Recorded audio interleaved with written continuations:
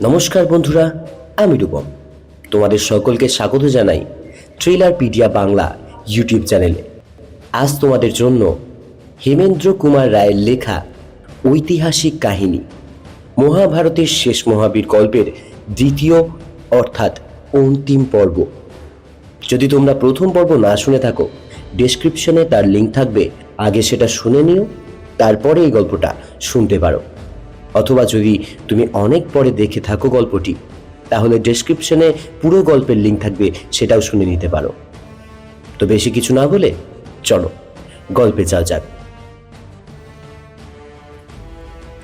হর্ষবর্ধনের সামনে রয়েছে এখন দুটি প্রধান কর্তব্য: ভাতৃহত্যা, বঙ্গেশ্বর শশাঙ্ককে শাস্তি দেওয়া, এবং নিরুদ্দিষ্টা ভগিনী রাজশ্রীকে উদ্ধার করা।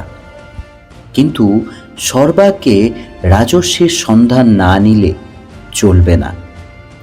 রাজশ্রী হর্ষের চেয়ে 8-10 বৎসরের বড় ছিলেন। শৈশবে তিনি দিদির কোলে চড়েছেন, তার কাছে কত আবদার করেছেন। দিদিকে তিনি কেবল ভালোবাসতেন না, তাকে দেখতেন অত্যন্ত শ্রদ্ধার চোখে, কারণ রাজশ্রী ছিলেন একাধারে বিদ্যাবতী ও বুদ্ধিমতী। হর্ষের দৃঢ় বিশ্বাস ছিল, রাজশ্রী যদি পুরুষ হতেন তাহলে তিনি থাকতে থানেশ্বরের সিংহাসনে বসবার যোগ্যতা হতো না আর কারো। সেনাপতি সিংহনাথ নিবেদন করলেন, দেব, রাজশ্রী দেবীকে আগে উদ্ধার করতে গেলে নরাধম গৌড়াধিপতি যদি পালিয়ে যায়। বঙ্গ হচ্ছে দুর্গম দেশ, সেখানকার লোকদের আশ্রয় কেবল স্থলপথ নয়, জলপথ। একবার সে পলায়নের সুযোগ পেলে আর কি আমরা তাকে ধরতে পারবো? হর্ষ বললেন, হয়তো পারবো না, তবু উপায় নেই। রাজশ্রী দেবীর ধমনীতে প্রবাহিত হচ্ছে আমার স্বর্গীয় পিতৃদেবের পবিত্র রক্ত। তার উপরে আমি পিতামাতাকে হারিয়েছি, একমাত্র ভ্রাতাকেও হারিয়েছি। পৃথিবীতে এখন দিদি ছাড়া আমার আর আপনজন নেই।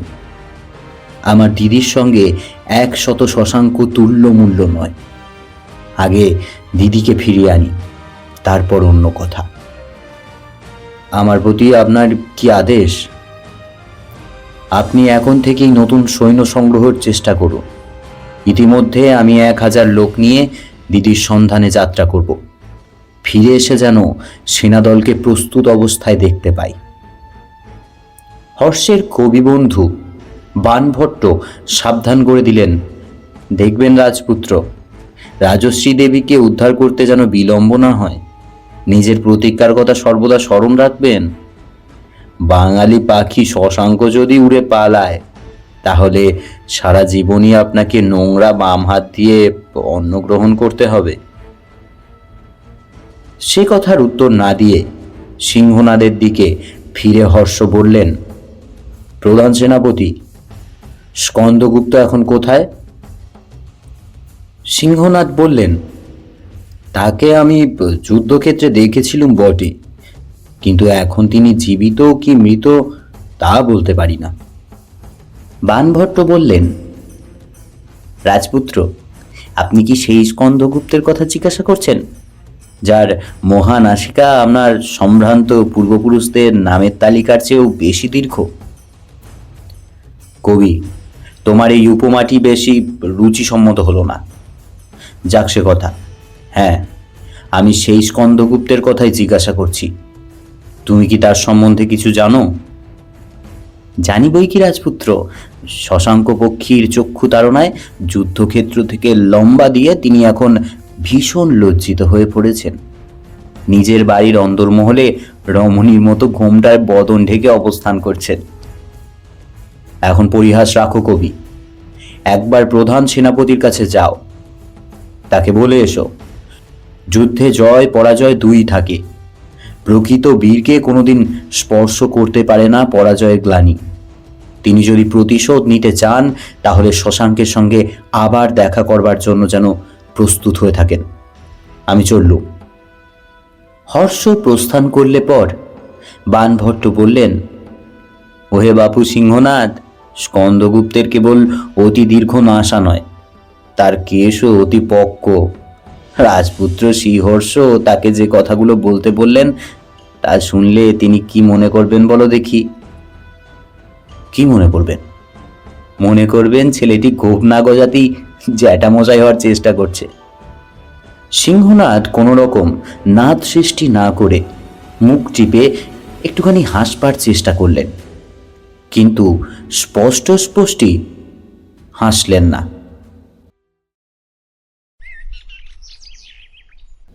বিন্ধ্য পর্বতমালার পাদদেশে জঙ্গলাকীর্ণ প্রদেশ, এমন ঘন জঙ্গল যে 5 হাত অগ্রসর হলেই দৃষ্টি হয় বন্ধ। সেখানে বাঘ, ভাল্লুক, অজগর ও বিষাক্ত সর্পাদি আছেই। তার উপরে যে সময়ের কথা বলছি, তখন সেখানে পশুরাজ সিংহেরও প্রতাপ বড় কম ছিল না। সেখানে বাস করত মানুষও, কিন্তু তারা সভ্য মানুষ নয়, অসভ্য ভিল।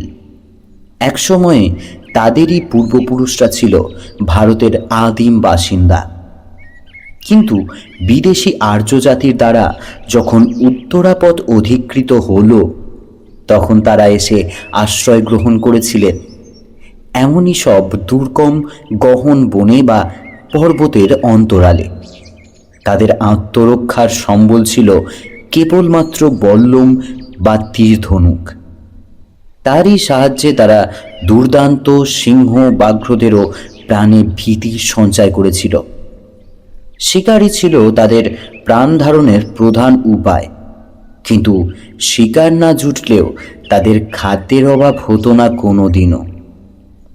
অসংখ্য বৃক্ষ দেবতা হাজার হাজার পত্র শ্যামল শাখাবাহু বিস্তার করে তাদের সামনে ধরত অফুরন্ত ও সুমিষ্ট অমৃত ফল, এবং তাদের তৃষ্ণা নিবারণ করবার জন্য নাচতে নাচতে ছুটে আসত সাগ্রহে সঙ্গীত মুখরা ও সুধাময়ী নির্ঝারিণী আর তটিনীরা।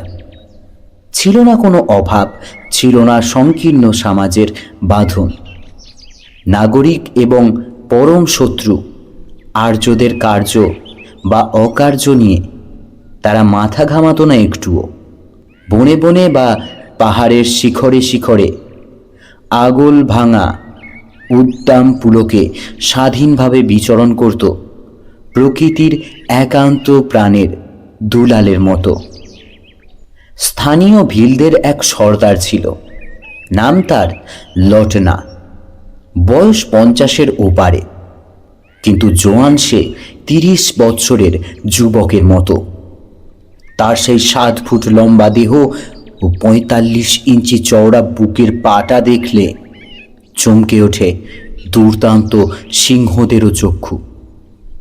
সভ্য মানুষদের নির্দয় অসভ্যতার কবল থেকে নিস্তার পাওয়ার জন্য এই লটনা সর্দারেরই কাছে এসে আশ্রয় গ্রহণ করেছিলেন থানেশ্বরের রাজকন্যা ও কান্যকুব্জের সিংহাসনচ্যুতা মহারানী রাজশ্রী দেবী। বয়স তার 24-25-এর বেশি হবে না, কিন্তু এখনও তাকে দেখলে মনে হয় 15-16 বছরের বালিকার মতো। বর্ণ তার হস্তিদন্ত শুভ্র নয়, পক্ক আপেলের মতো রঙিন। সুঢৌল তনু, পরিপুষ্ট বাহু, কোমলতা মাখানো মুখখানি দেখলে কঠোর পাথরও বুঝি তরল হয়ে যায়। আর সেই দুটি আয়ত নয়ন, তাদের ভিতর থেকে বেরিয়ে আসছে যেন আত্মসমাহিত দিব্য দৃষ্টি। সেদিন সকালে স্তম্ভিত লটনা সর্দার দাঁড়িয়েছিলেন চিত্রার্পিতের মতো। তারই সামনে ভূমিতলে নত নেত্রে উপবিষ্ট রাজকন্যা রাজমহিষী রাজশ্রী। কিছু দূরে স্থির হয়ে দাঁড়িয়ে আছে সর্দারের অনুচররা। অবশেষে লটনা হেঁট হয়ে বলল, লড়কি, তাহলে কি সত্যিই কি তুই আমাকে ফাঁকি দিবি? রাজশ্রী ধীর কণ্ঠে বললেন, বাছা, এখনো কি তুমি আমার মনের ব্যথা বুঝতে পারছো না? লটনা অত্যন্ত দুঃখিতভাবে মাথা নাড়তে নাড়তে বললেন, বুঝতে পারছি বেটি, বুঝতে পারছি। যার স্বামী নেই তার কেউ নাই বটে, কিন্তু মাই, আমরা তোর বেটারা এখনো তো তোর সামনেই দাঁড়িয়ে। তুই আগে ছিলি শহরের রানী, কিন্তু আমরা যে আজ তোকে বনের রানী করতে চাই। তোদের শহরের চেয়ে কি আমাদের বন ভালো ঠাঁই নয়? রাজশ্রী বললেন, বাবা, শহর ভালো কি বন ভালো তা নিয়ে কোনো কথা হচ্ছে না, কিন্তু আমার পক্ষে আর বেঁচে থাকার কোনো কারণ নেই। আমার স্বামী পরলোকে গিয়েছেন, আমি হিন্দু নারী, আমারও উচিত সহগমন করা। তুমি বোধহয় শুনেছ, আমার মা ছিলেন থানেশ্বরের মহারানী। আমার মৃত্যু শয্যাশায়ী বাবা শেষ নিঃশ্বাস ফেলবার আগেই মা করেছিল জ্বলন্ত চিতায় আত্মদান। সেই পরম সতী জননীর কন্যা আমি। বিধবা হয়েও তবু এই তুচ্ছ জীবন আঁকড়ে গেছি। কিন্তু কেন জানো, ভেবেছিলুম আমার স্বামীর হত্যাকারীর উপযুক্ত শাস্তি না দেখে মরব না, কিন্তু সে আশা আজ স্বপ্নে পরিণত হয়েছে।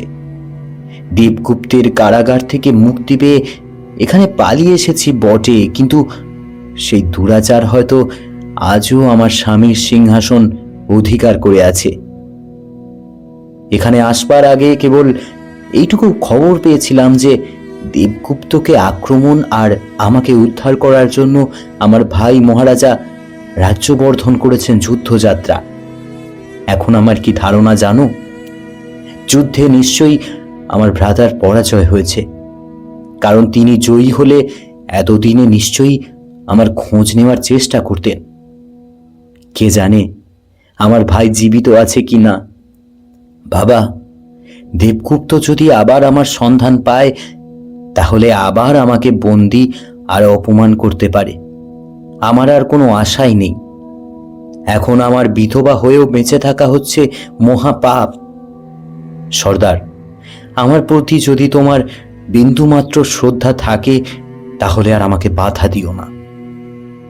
আমার জন্য এখনই চিতাশয্যা রচনা করো। লটনা শাস্ত্রু নেত্রে দুহাত জোর করে বলল, কিন্তু মাই। এইবার রাজশ্রীর কণ্ঠস্বর হয়ে উঠল বিরক্ত ও ক্রুদ্ধ। তীক্ষ্ণ চক্ষে ও তীব্র কণ্ঠে বাধা দিয়ে তিনি বলে উঠলেন, এখনো সর্দার, সর্দার, এখনো তুমি যদি আমার অনুরোধ রক্ষা না করো, তাহলে আমি অন্য যে কোনো উপায়ে আত্মহত্যা করতে বাধ্য হব। মা, আমার একটি নিবেদন শোনো। না না, আমি আর কোনো কথাই শুনতে চাই না। এই পৃথিবীর প্রত্যেক মুহূর্ত আমার পক্ষে এখন বিষাক্ত। এখনই চিতার কাষ্ঠ আনাও, করো সেই কাষ্ঠে অগ্নি সংযোগ। যে নিজে মরতে চায় তাকে তোমরা বাঁচাবে কেমন করে? রাজস্বীর দৃঢ় প্রতিজ্ঞা মূর্তি দেখে লটনা আর কোনো কথাই বলতে সাহস করল না। অত্যন্ত বিমর্ষের মতো ধীরে ধীরে নিজের অনুচরদের কাছে গিয়ে অনুচ্চ স্বরে কি বলল, রাজস্বী তা শুনতে পেলেন না। দাউ দাউ জ্বলন্ত চিতা ঊর্ধ্বে উঠে শূন্যকে দংশন করবার চেষ্টা করছে শত শত রক্তাক্ত লকলকে অগ্নিসর্প। আরও ঊর্ধ্বে তাদেরই দৃশ্যমান নিঃশ্বাসের মতো উঠে যাচ্ছে পুঞ্জ পুঞ্জ ধূম্রকুণ্ডলী। রাজশ্রী প্রস্তুত, ভয়শূন্য মুখে দৃঢ় পদে এগিয়ে গেলেন চিতার দিকে। আচম্বিতে খানিক দূরে জাগ্রত হল ঘন ঘন আকাশ কাঁপানো দামামা ধ্বনি। রাজশ্রী বেগে চিতার দিকে অগ্রসর হতে হতে সচকিত কণ্ঠে বললেন, সর্দার, দুরাত্মা দেবগুপ্ত নিশ্চয়ই আমাকে আবার বন্দি করতে আসছে। অধিকতর বেগে ছুটে গিয়ে লটনা দাঁড়ালো রাজশ্রীর পথ রোধ করে, বলল, একটু অপেক্ষা করো মা, এ নিশ্চয়ই শত্রুর দামামা নয়। কাউকে গোপনে বন্দি করতে হলে কেউ কখনো দামামা বাজিয়ে নিজের আগমন সংবাদ দেয় না। শত্রু নয়, বন্ধু।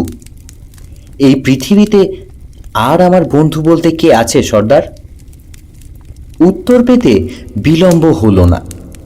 ঘন জঙ্গলের সবুজ প্রাচীর ভেদ করে আবির্ভূত হলো এক অশ্বারোহী মূর্তি। উচ্চস্বরে সে বলে উঠল, রাজপুত্র হর্ষবর্ধন, থানেশ্বরের রাজপুত্র হর্ষবর্ধন এসেছেন তার সহোদরা রাজশ্রী দেবীকে সানন্দ সম্ভাষণ করতে। চিতার দিকে পিছন ফিরে দাঁড়ালেন রাজশ্রী। অরণ্যের অন্তরাল থেকে আত্মপ্রকাশ করেছে দলে দলে অশ্বারোহী। অশ্বদের ধূলি ধূসরিত দেহ এবং ফেনায়িত মুখ দেখলে বুঝতে বিলম্ব হয় না যে বহু দূর থেকে অতি বেগে পথ অতিক্রম করে তারা এসে উপস্থিত হয়েছে এখানে। অশ্বারোহীদের পুরোভাগে দেখা গেল হর্ষবর্ধনকে। এক লাফে মাটির উপরে নেমে পড়ে তিনি ছুটে এলেন রাজশ্রীর কাছে।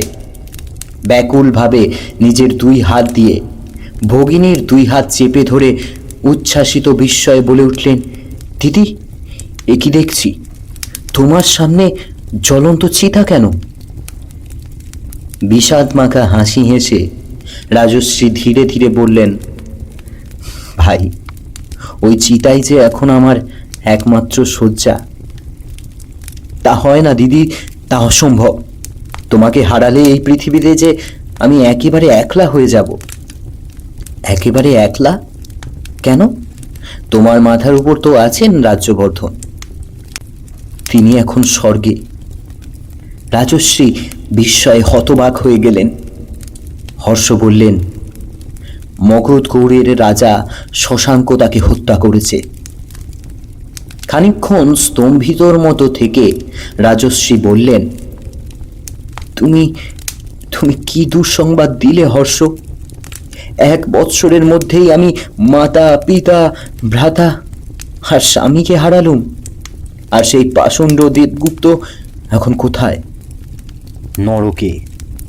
তাকে পরাজিত আর নিহত করবার পরেই আমার দাদা মারা পড়েছেন দেবগুপ্তের বন্ধু শশাঙ্কের হাতে। সেই খবর পেয়েই আমি আগে তোমাকে উদ্ধার করতে ছুটে এসেছি। এরপর আমাকে যেতে হবে শশাঙ্কের পিছনে। সে নাকি সমগ্র আর্যাবর্তে আবার গুপ্ত সাম্রাজ্য প্রতিষ্ঠা করতে চায়। আগে কান্যকুব্জ অধিকার করে সে নাকি থানেশ্বরেও আক্রমণ করবে, কিন্তু আমি তাকে সে সুযোগ দেব না। রাজশ্রী বললেন, হর্ষ, সম্ভ্রান্ত রাজবংশে তোমার জন্ম। তুমি যে রাজকর্তব্য পালন করতে পারবে সে বিষয়ে কোনো সন্দেহ নেই, কিন্তু আমার স্বামী হন্তা শাস্তি পেয়েছে। আমি আর এই পৃথিবীতে থাকতে চাই না। কিন্তু দিদি, তোমার ভ্রাতৃহন্তা তো এখনো শাস্তি পায়নি, সেজন্য তুমি রইলে হর্ষ। না দিদি, না, আমি যাব এখন শশাঙ্ককে শাসন করতে। আমার অবর্তমানে থানেশ্বরের শুভাশুভ দেখবে কে? যুদ্ধের পরিণাম অনিশ্চিত। রণক্ষেত্রে যদি আমারও মৃত্যু হয়, তখন তুমি ছাড়া পিতার বংশে রাজ্য চালনা করবার জন্য তো আর কেউ থাকবে না। রাজশ্রী সবিস্ময়ে বললেন, তুমি কি বলতে চাও হর্ষ? আমি রাজ্য চালনা করব? তুমি কি ভুলে গিয়েছ আমি নারী? হর্ষ আবেগ কম্পিত কণ্ঠে বললেন, কিছুই ভুলিনি দিদি, কিছুই ভুলিনি। তুমি নারী বটে, কিন্তু তুমি কি যে সে নারী? পিতা বলতেন, বিদ্যা বুদ্ধিতে তোমার মতো তুলনীয় কোনো পুরুষ তার সাম্রাজ্যে নেই। আমার কথা রাখো দিদি, তুমি যদি থানেশ্বরের ভার গ্রহণ করো, আমি তাহলে নিশ্চিন্ত মনে শশাঙ্কের বিরুদ্ধে যুদ্ধযাত্রা করতে পারি। দ্বিধাজড়িত কণ্ঠে রাজশ্রী বললেন, ভাই হর্ষ। হর্ষ বাধা দিয়ে বললেন, দিদি, এখনো তুমি সব কথা শোনোনি। রাজ্যে বিষম বিশৃঙ্খলা উপস্থিত হয়েছে। বেশিরভাগ মন্ত্রীর ইচ্ছা নেই যে আমি সিংহাসনে আরোহণ করি। তাদের মতে আমি নাবালক, রাজ্য চালনা করবার মতো বুদ্ধি বা শক্তি আমার নেই। কেবল আমার জ্ঞাতি ভ্রাতা ভণ্ডী তাদের মুখ বন্ধ করে রেখেছেন। তিনি আমার পক্ষে না থাকলে থানেশ্বরের সিংহাসন এর মধ্যেই হয়তো আমার হাতছাড়া হয়ে যেত। দিদি, তোমার বিদ্যা বুদ্ধির কথা জানে না রাজ্যে এমন লোক নেই। আমি চিরদিনই তোমার কাছ থেকে পেয়ে এসেছি মায়ের স্নেহ। এই দুঃসময়ে যদি তুমি আমার মাথার উপরে থাকো, তাহলে পরম শত্রুরাও বাধ্য হয়ে আমার অনুগত্য স্বীকার করবে। এখনও রাজস্বীর দ্বিধা কাটল না। বাধ্য বাধ্য গলায় তিনি বললেন, ভাই হর্ষ, তোমার প্রস্তাব শুনে আমি ভীত হচ্ছি। হর্ষ দৃঢ় কণ্ঠে বললেন, ভয়? কোনো ভয় নেই দিদি।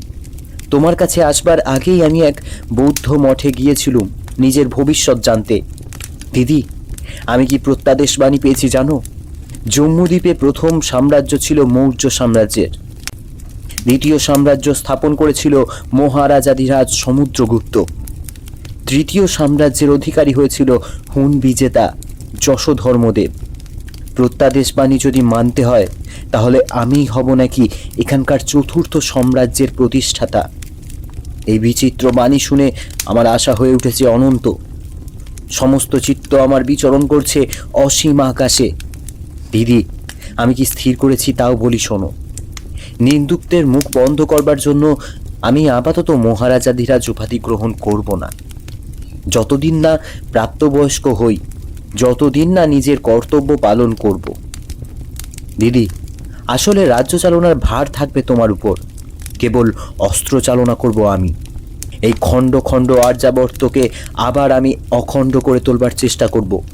কিন্তু দিদি, তুমি সহায় না থাকলে আমার পক্ষে এই সুপবিত্র ব্রত উদযাপন করা সম্ভব হবে না। রাজশ্রী পূর্ণ কণ্ঠে বললেন, হর্ষ, তোমার কথায় দেশের মঙ্গলের জন্য আমার জীবনকে উৎসর্গ করলুম।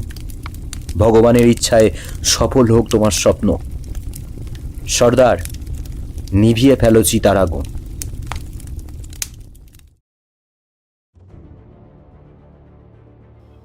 নিয়তি বড় নিষ্ঠুর। বহুবার নির্মূল করেছে সে মানুষের বহু উচ্চাকাঙ্ক্ষা। শশাঙ্ক ভেবেছিলেন মালবরাজ দেবগুপ্তের সঙ্গে সম্মিলিত হয়ে পশ্চিম উত্তরাপথকে করতলগত করবেন, কিন্তু দেবগুপ্ত পড়লেন মৃত্যুমুখে।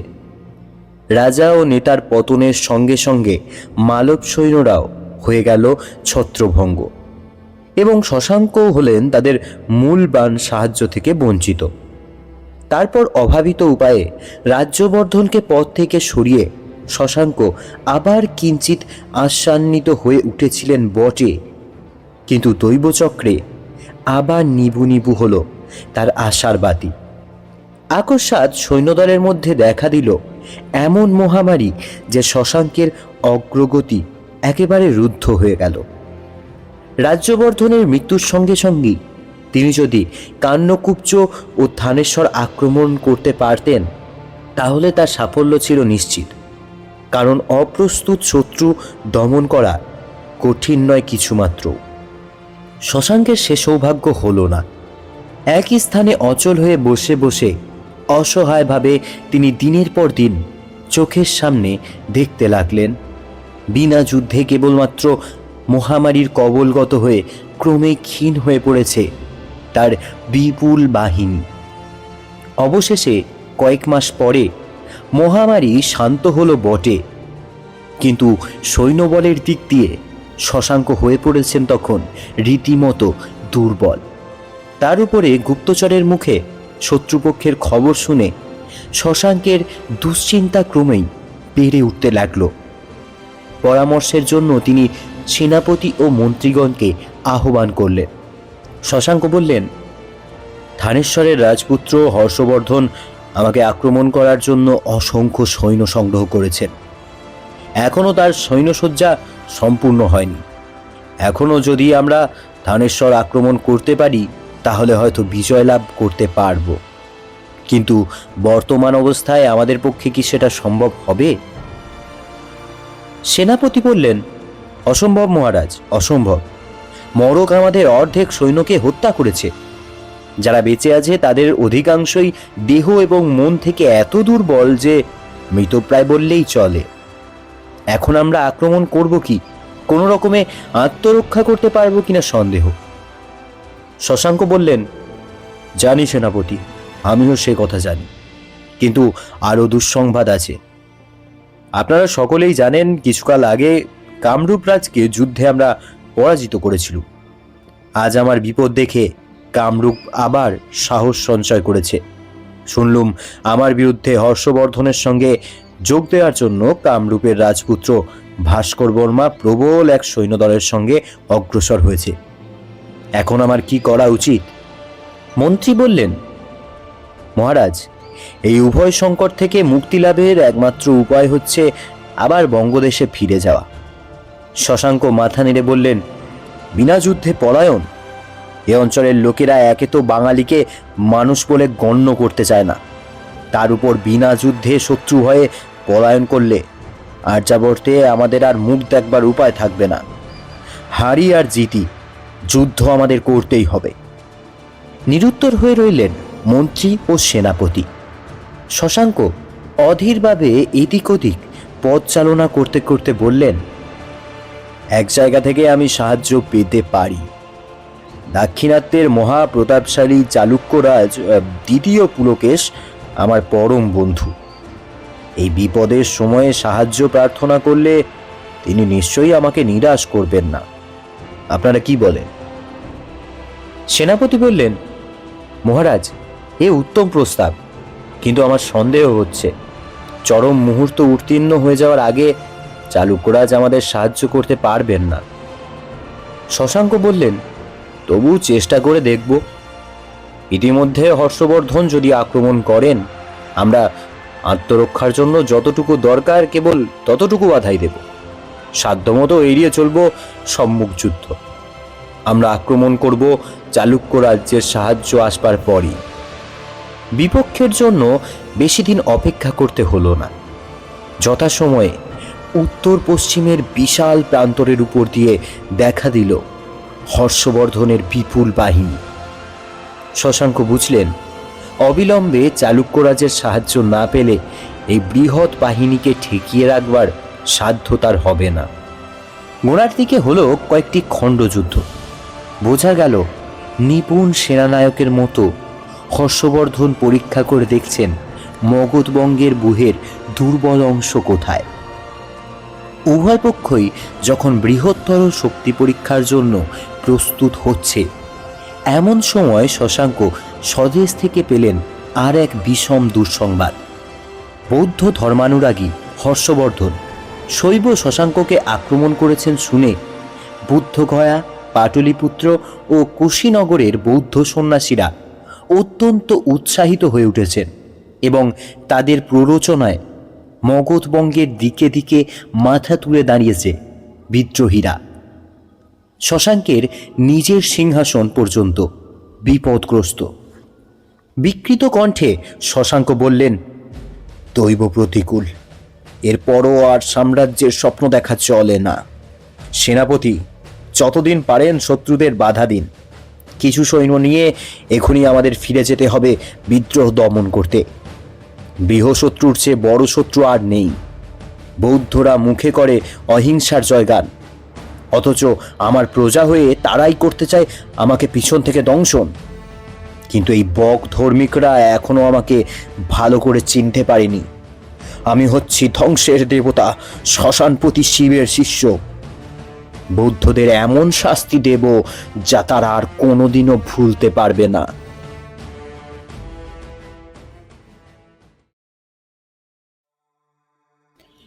হর্ষ যদিও রাজ উপাধি গ্রহণ করে রাজপুত্র শিলাদিত্য নামে পরিচিত হলেন, তবু তার রাজ্যকাল গণনা করা হয় রাজ্যবর্ধনের মৃত্যুর পর থেকেই। রাজশ্রী দেবীর উপর প্রতিনিধিত্বের কর্তব্যভার অর্পণ করে হর্ষ হলেন অনেকটা নিশ্চিন্ত। রাজশ্রী ললিত কলার ও শাস্ত্রলোচনার যথেষ্ট কৃতিত্ব দেখিয়েছিলেন। তিনি ছিলেন বৌদ্ধ ধর্মের বিশেষ রূপে শিক্ষিতা। তাই এই বৌদ্ধ ধর্মানুরাগ হর্ষকেও বড় কম প্রভাবিত করেনি। তিনি নিজে শৈব ও সূর্য উপাসক ছিলেন, কিন্তু বৌদ্ধ ধর্মে দীক্ষিত না হয়েও তিনি হিন্দুর চেয়ে বেশি ভালোবাসতেন বৌদ্ধদেরকেই।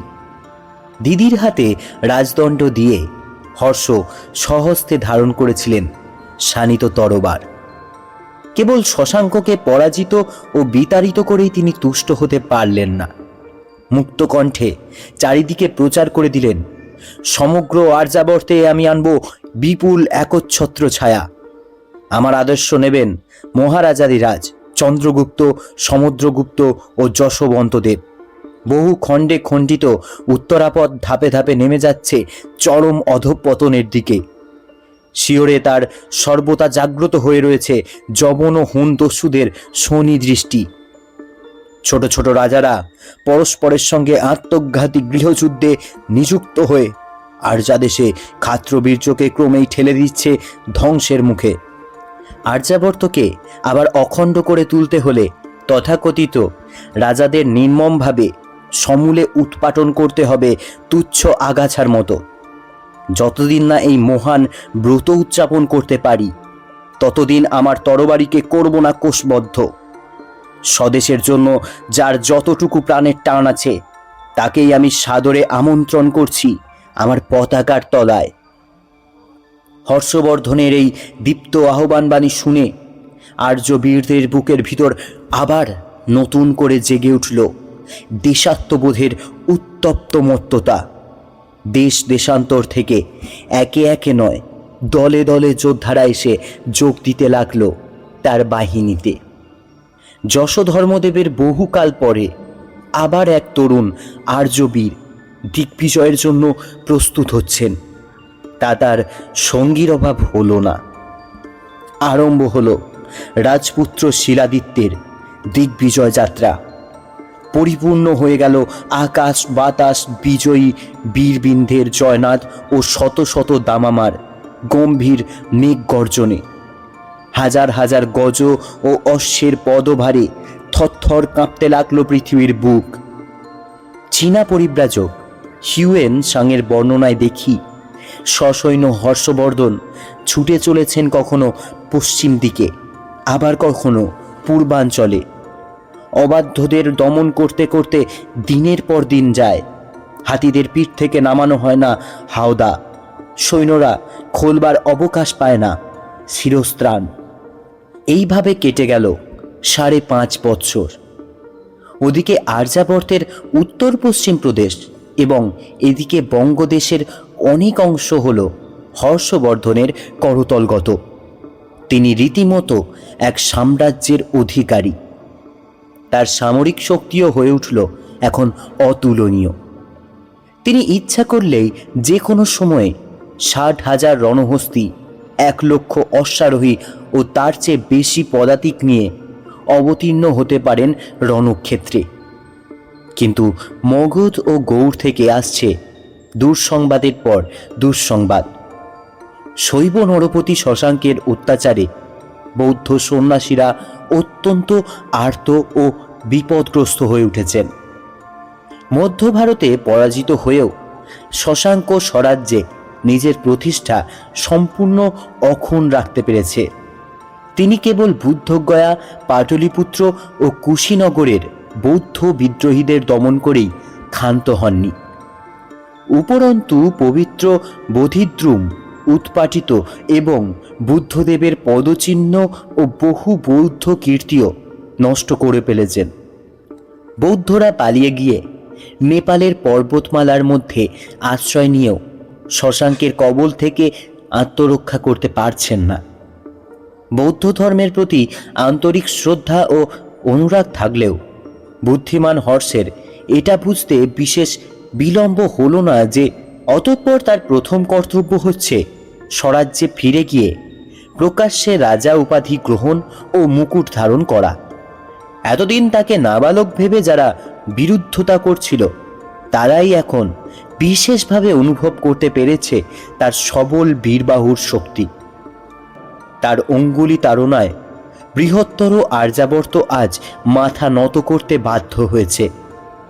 বিনা বাধায় সিংহাসন অধিকার করবার এমন সুযোগ ত্যাগ করা উচিত নয়। শশাঙ্ক সে তো হচ্ছে পলাতক সর্প, নিজের বিবর ত্যাগ করে বাইরে আসবার সাহস তার নেই। আগে নিজের সিংহাসনের ভিত্তি সুদৃঢ় করি, তারপর তাকে শাসন করতে বেশি দিন সময় লাগবে না। প্রায় 6 বৎসর পরে বিজয়ী বীর হর্ষবর্ধন আবার ফিরে এলেন থানেশ্বরে। প্রজারা তার অভ্যর্থনার আয়োজনে করলেন মহা সমারোহ। রাজপথে বিপুল জনতা, প্রত্যেক ভবন পত্র পুষ্প পতাকায় অলঙ্কৃত। পুরো নারীরা অলিন্দে দাঁড়িয়ে শঙ্খধ্বনির সঙ্গে তরুণ রাজপুত্রের মাথার উপরে ছড়িয়ে দিচ্ছেন লাজাঞ্জলি। সকলের চক্ষে উৎসাহ, মুখে হাসি ও কণ্ঠে জয়ধ্বনি। থানেশ্বর আজ শিলাদিত্যের অপূর্ব বীরত্বের জন্য গর্বিত। শত্রুরাও গ্রহণ করতে বাধ্য হয়েছে নিশ্চেষ্ট মৌনব্রত। কবিবন্ধু বাণভট্ট সে হাস্যমুখে বললেন, রাজপুত্র শিলাদিত্য, আমার অভিনন্দন গ্রহণ করো। হর্ষবর্ধন বললেন, কবি, তোমার অভিনন্দন লাভ করে মহারাজাধিরাজ হর্ষবর্ধন যুদ্ধজয়ের চেয়ে বেশি গৌরব অনুভব করছেন। বাণভট্ট দ্বিধাজড়িত কণ্ঠে বলছেন, মহারাজাধিরাজ হর্ষবর্ধন? হ্যাঁ বন্ধু, রাজপুত্র শিলাদিত্য এরপর থেকে ওই নামেই পৃথিবীতে পরিচিত হবেন। বাণভট্ট উচ্ছ্বাসিত কণ্ঠে বলে উঠলেন, জয় মহারাজাধিরাজ হর্ষবর্ধনের জয়। হর্ষবর্ধন অগ্রসর হয়ে বাণভট্টের স্কন্ধে একখানা হাত রেখে স্নিগ্ধ স্বরে বললেন, কিন্তু কবি, রাজ্যের চেয়ে কাব্য আর রাজার চেয়ে কবি বড়। মহারাজা বিক্রমাদিত্য যতদিন বেঁচে ছিলেন নিজের রাজ্যে নিজে প্রজাদের পূজা পেয়েছেন, কিন্তু তার সভাকবি কালিদাস সর্বযুগের সর্বদেশের পূজা থেকে বঞ্চিত হবেন না। এ রাজ্যের বাইরের লোকদের কাছে আমি মহারাজাধিরাজ বটে, কিন্তু তুমি যে আমার মনের মানুষ, তোমার কাছে আমি শ্রীহর্ষ ছাড়া আর কেউ নই। খালি শ্রীহর্ষ নও, তুমি হচ্ছে মহাকবি শ্রীহর্ষ। আমি ভবিষ্যৎবাণী করছি, পৃথিবীর দেশে দেশে তুমি ওই নামেই অমর হয়ে থাকবে। দুঃখের কথা বন্ধু, বেঁচে থেকে কেউ নিজের অমরত্বের সঠিক প্রমাণ পায় না, তাকে অমর করে ভবিষ্যতের মানুষ। কিন্তু মহারাজ, তোমার অমরত্বের প্রমাণ পেয়েছি আমি বর্তমানই। আমি কি তোমার রচনা পাঠ করিনি? তার ছত্রে ছত্রে আছে যে অমরত্বের নিশ্চিত নিদর্শন। হর্ষবর্ধন হাসতে হাসতে বললেন, তোমার মুখে এ কথা শুনলে লোকে বলবে চাটুবাদ। লোকের কথায় আমি কান দিই না, কিন্তু তুমি বিশ্বাস করো মহারাজ, এ হচ্ছে আমার আন্তরিক কথা। উত্তম, তাহলে তোমাকে পুরস্কার করবার জন্য তোমার উদর গহ্বর পরিপূর্ণ করে দেব আমি মিষ্টান্নের স্তূপে। যাই বন্ধু, গুরুতর রাজকার্য আছে। হর্ষবর্ধনের প্রস্থান, সেনাপতি সিংহনাদের প্রবেশ। এসেই বললেন, মহারাজা মিষ্টান্নের কথা কি বলছিলেন না? হ্যাঁ, তিনি বলছিলেন যুদ্ধক্ষেত্রে সেনাপতি সিংহনাদকে মিষ্টান্ন জোগাতে জোগাতে তার প্রাণান্ত পরিচ্ছেদ হয়েছে। ঘন ঘন ঘাড় নেড়ে সিংহনাদ ক্রুদ্ধ কণ্ঠে বলে উঠলেন, না, মহারাজ এ কথা বলতে পারে না, এ হচ্ছে তোমার বানানো কথা। কলম নেড়ে কালি মেখে দিন কাটাও, তুমি কি বুঝবে হে যুদ্ধক্ষেত্রের কথা? সেখানকার অদ্বিতীয় নীতি হচ্ছে হয় মারো নয় মরো। সেখানে কেবল রক্ত আর মরা, মিষ্টি বা তিক্ত কোনো রকম অন্নই সেখানে পাওয়া যায় না, বুঝলে? না, বুঝলুম না। এমন সোজা কথাটা বুঝলে না? মানে? বললে যুদ্ধক্ষেত্রে অন্ন পাওয়া যায় না, তাহলে তোমরা ভক্ষণ করতে কি, বায়ু? যা ভক্ষণ করতুম তা বায়ু না হলেও মোটেই আহার্য বলে স্বীকার করা যায় না। তোমাদের ঘাসের রুটি খাওয়ার অভ্যাস আছে? থু থু রামচন্দ্র, তাও আবার মানুষে খায় নাকি? সময়ে সময়ে তাও আমাদের অমৃত বলে গ্রহণ করতে হয়েছে। তাহলে যুদ্ধক্ষেত্রটা তো দেখছি ভারী খারাপ জায়গা। খারাপ বলে খারাপ, একেবারে জঘন্য। আহা, তোমাদের জন্য আমি দুঃখিত ভায়া। 5.5 বছর আগে আমার উদর দেশটি এমন প্রশস্ত ছিল যে গৃহস্থরা আমাকে নিমন্ত্রণ করতে ভয় পেত, কিন্তু আজ তার অবস্থা দেখছো। কই, আমি তো উদর দেশের কিছুই নিরীক্ষণ করতে পারছি না। তুমি ভাষা ভাষা চোখে খালি উদরের উপরটাই লক্ষ্য করছো, কিন্তু কুখাদ্য আর অখাদ্য খেয়ে খেয়ে এর ভিতরে যা হয়েছে তা আমিই জানি। তাই তো তুমি আমাকে ভাবালে কেন? মহারাজা এইমাত্র বলে গেলেন আমার জন্য প্রচুর মিষ্টান্ন পাঠিয়ে দেবেন। ভেবেছিলুম তোমাকে নিমন্ত্রণ করব, কিন্তু তোমার শুকনো নাড়িতে সুখাদ্য সহ্য হবে কি? কেন হবে না? আমি প্রাণপণে সহ্য করার চেষ্টা করব। নিমন্ত্রণ থেকে আমাকে বাদ দিও না দাদা। বেশ, তবে নিমন্ত্রণ রইল। ধন্যবাদ। এভাবেই আর্যাবর্তে আবার ফিরে এলো রামরাজত্ব। হর্ষবর্ধনের সাম্রাজ্য পশ্চিম সীমান্ত ছিল আরব সাগর, জলন্ধর ও নেপাল ছিল উত্তর সীমান্ত, এবং তার দক্ষিণ সীমান্ত দিয়ে প্রবাহিত হতো নর্মদা নদী। এমন প্রকাণ্ড সাম্রাজ্য 5-7 বৎসরে হর্ষবর্ধনের হস্তগত হয়নি। আর্যাবর্তকে একই ছত্রের ছায়ায় আনতে তার কেটে গিয়েছিল সুদীর্ঘ 37 বৎসর। এবং এভাবেই আর্যাবর্ত রামরাজ্যে পরিণত হয়। কিন্তু সবকিছুর শেষ কি এতই সুখের সাথে হয়েছিল, নাকি ভবিষ্যতে ঘটতে চলেছিল আরও কোনো খারাপ ঘটনা? প্রতি 4 বছর অন্তর হর্ষবর্ধন আরেকটি কর্তব্য পালন করতেন। পৃথিবীর আর কোনো রাজা আজ পর্যন্ত তা করতে পারেননি। আধুনিক এলাহাবাদের গঙ্গা যমুনা সঙ্গমস্থলে এখন যেখানে কুম্ভ মেলা অনুষ্ঠান হয়, হর্ষবর্ধন সেখানে গিয়ে উপস্থিত হতেন সদল বলে। তারপরে গত 4 বৎসর ধরে রাজভাণ্ডারে যত ঐশ্বর্য সংগৃহীত হয়েছিল তা নিঃশেষে দান করতেন সমাগত প্রার্থীগণকে। 2 মাস 15 দিন ধরে চলল সেই অসাধারণ দানোৎসব। উৎসবের প্রারম্ভে দেখা গেল সোনাচুর সামন্ত রাজগণদের সুদীর্ঘ শোভাযাত্রা। সে এক বর্ণবহুল ও ঐশ্বর্যময় অতুলনীয় দৃশ্য, কারণ আপন আপন রাজকীয় মহিমা ক্ষুণ্ণ রাখবার জন্যই কোনো রাজাই প্রাণপণ চেষ্টায় ত্রুটি করেননি। 5 লক্ষ দর্শকের মাঝখানে উচ্চাসনের উপর বসে আছেন মহারাজাধিরাজ হর্ষবর্ধন। তার দক্ষিণ পার্শ্বে উপবিষ্টা রাজশ্রী দেবী। তারপর যথাযোগ্য নির্দিষ্ট স্থানে আসন গ্রহণ করেছেন অমাত্য ও পাদস্থ রাজকর্মীগণ, সভাকবি বাণভট্ট, অন্যান্য পণ্ডিতগণ। প্রথম দিনে বুদ্ধদেবকে স্মরণ করে দান কার্য আরম্ভ হলো। নদীর তটে একটা পর্ণকুটিরের মধ্যে স্থাপন করা হলো বুদ্ধদেবের মূর্তি। তারপর 2 হাতে বিলি করা হলো মূল্যবান সাজ পোশাক ও অন্যান্য উপহার। দ্বিতীয় ও তৃতীয় দিন হচ্ছে যথাক্রমে সূর্য ও শিবের দিন। কিন্তু বুদ্ধদেবের দিনে যত জিনিস দান করা হয়েছিল, এই 2 দিনে দানের পরিমাণ তার আধাআধি বেশি হলো না। চতুর্থ দিনে দান গ্রহণ করতে এলেন 10,000 নির্বাচিত বৌদ্ধ ধার্মিক। তারা প্রত্যেকে লাভ করলেন 100 স্বর্ণমুদ্রা, একটা মুক্ত, একটা তুলোর পোশাক এবং বাছা বাছা খাদ্য সামগ্রী, পানীয় ও ফুল ও গন্ধদ্রব্য। তারপর 20 দিন ধরে কাতারে কাতারে ব্রাহ্মণদের দল এলো দান গ্রহণ করতে। ব্রাহ্মণদের পর জৈন এবং অন্যান্য ধর্মাবলম্বীদের পালা। তাদের তুষ্ট করতে লাগলো পুরো 10টি দিন।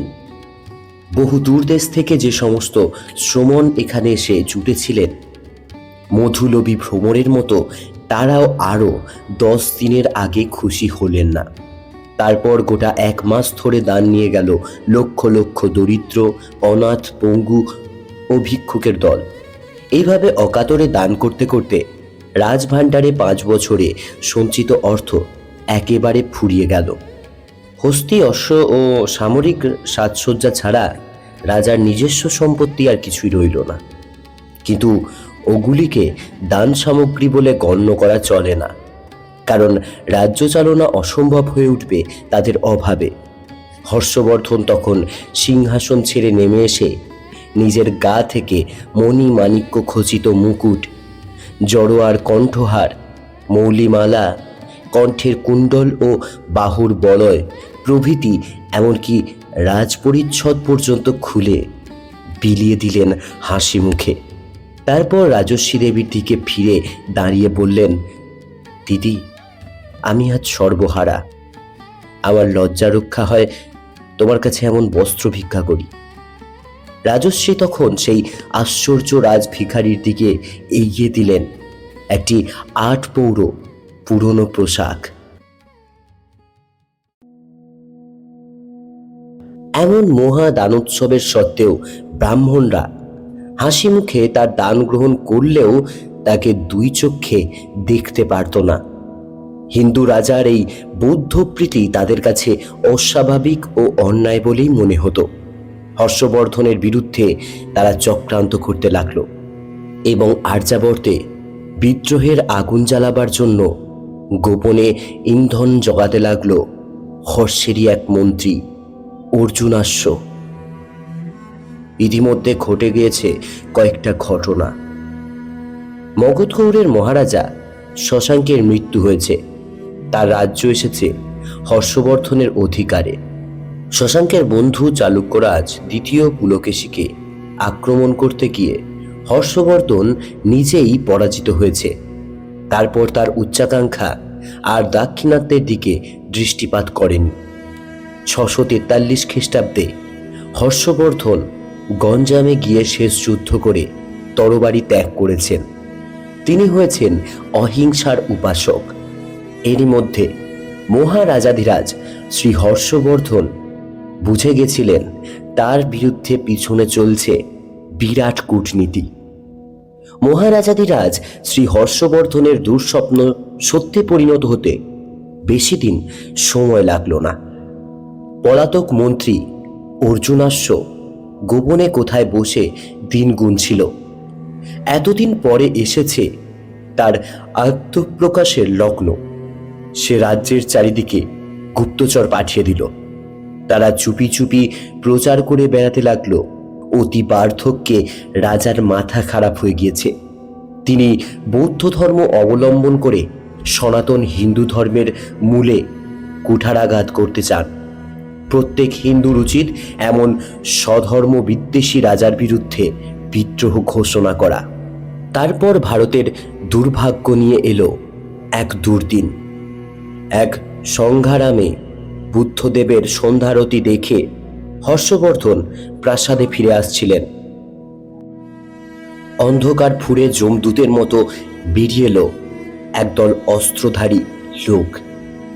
তারকা হর্ষবর্ধনকে আক্রমণ করলো একসঙ্গে। লক্ষ্মীরা প্রাণপণে বাধা দিলে কিন্তু শেষ রক্ষা করতে পারলে না। দলে তারা হালকা। মহারাজাধিরাজ শ্রী হর্ষবর্ধনের রক্তাক্ত দেহ পৃথিবীর কোলে শুয়ে ত্যাগ করলেন অন্তিম নিঃশ্বাস। মহাভারতের শেষ মহাবীর, আর্যাবর্তের শেষ হিন্দু সম্রাট। হর্ষবর্ধনের মৃত্যুর প্রায় সঙ্গে সঙ্গেই মগধবঙ্গের অধিপতি শশাঙ্কের উত্তরাধিকারী আবার স্বাধীনতা অর্জন করেছিলেন। তারপর কেবল মগধবঙ্গ নয়, উত্তর পশ্চিমে দক্ষিণেও রাজ্যের পর রাজ্য করল আপন স্বতন্ত্র ঘোষণা। আর্যাবর্ত আবার ডুবে গেল অন্ধ যুগের বিস্মৃতির মধ্যে। তাকে সূর্যের আলোকে আমন্ত্রণ করার জন্য আর কোনো চন্দ্রগুপ্ত, আর কোনো সমুদ্রগুপ্ত, আর কোনো হর্ষবর্ধন এসে দাঁড়াননি এই ভারতের মহামানবের সাগর তীরে।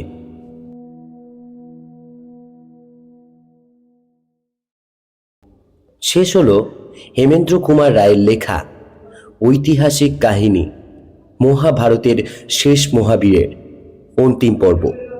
আশা করছি তোমাদের সকলের গল্পটি ভালো লেগেছে। যদি ভালো লাগে একটি লাইক করবে এবং চ্যানেলটিকে সাবস্ক্রাইব করে বেল আইকনটা অল করে দেবে এই ধরনের গল্প আরও পেতে। দেখা হচ্ছে পরবর্তী গল্পে। ভালো থাকবেন।